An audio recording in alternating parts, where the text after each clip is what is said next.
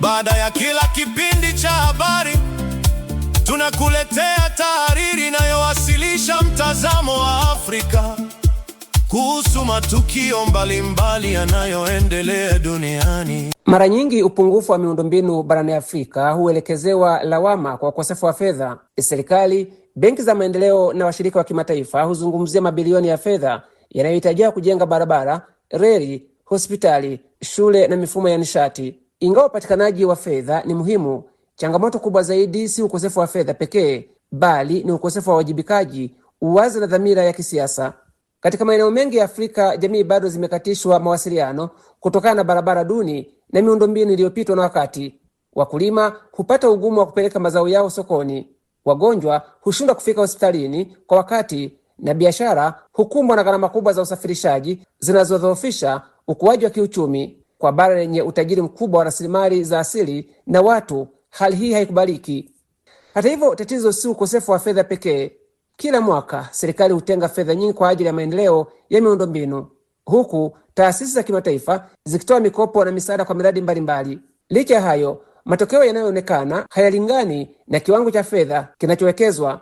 Ufisadi, mikataba yenye gharama zinazopindukia, miradi inayokwama na ujenzi usiozingatia viwango vinaendelea kupoteza rasilimali za umma. Kenya ni mfano hai unaonyesha hali halisi. Serikali za kaunti hupokea mgao mkubwa wa fedha, mara nyingi ukikaribia shilingi bilioni 1 za Kenya kila mwaka kwa ajili ya miradi ya maendeleo.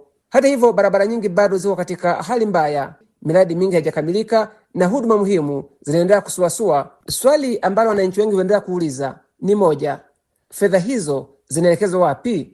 Changamoto nyingine pia zinazozorotesha maendeleo ya miundombinu ni pamoja na vita vinavyoharibu miundombinu iliyopo na kuwakatisha tamaa wawekezaji, umaskini unaopunguza uwezo wa serikali kukusanya mapato, pamoja na mzigo wa madeni na kupungua kwa misaada ya kimataifa, hali inayoongeza shinikizo kwa bajeti za serikali barani Afrika. Aidha, athari za mabadiliko ya tabia ya nchi zimeongeza gharama kubwa za kujenga na ukarabati miundombinu inayoharibiwa na mafuriko pamoja na ukame. Athari za upungufu wa miundombinu ni kubwa: barabara duni, umeme usiotegemewa, mawasiliano hafifu ya kidijitali na upungufu wa huduma za maji vinadhoofisha ukuaji wa kiuchumi na kushusha kiwango cha maisha cha mamilioni ya Waafrika. Bara haliwezi kufikia maendeleo ya kweli ikiwa watu wake na bidhaa zao hawawezi kusafiri kwa urahisi na ufanisi. Mgogoro wa miundombinu barani Afrika hautatatuliwa tu kwa kuongeza bajeti pekee. Serikali zinapaswa kuimarisha uwazi katika utoaji wa zabuni, kusimamia kwa dhati sheria za kupambana na ufisadi na kuhakikisha kuwa kila mradi wa maendeleo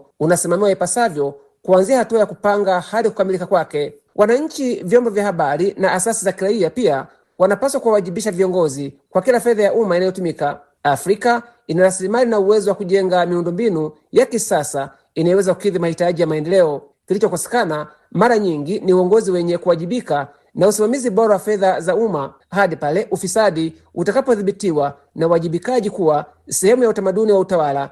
Swala la kuwa na miundombinu bora barani Afrika litaendelea kubaki ndoto isiyotimika.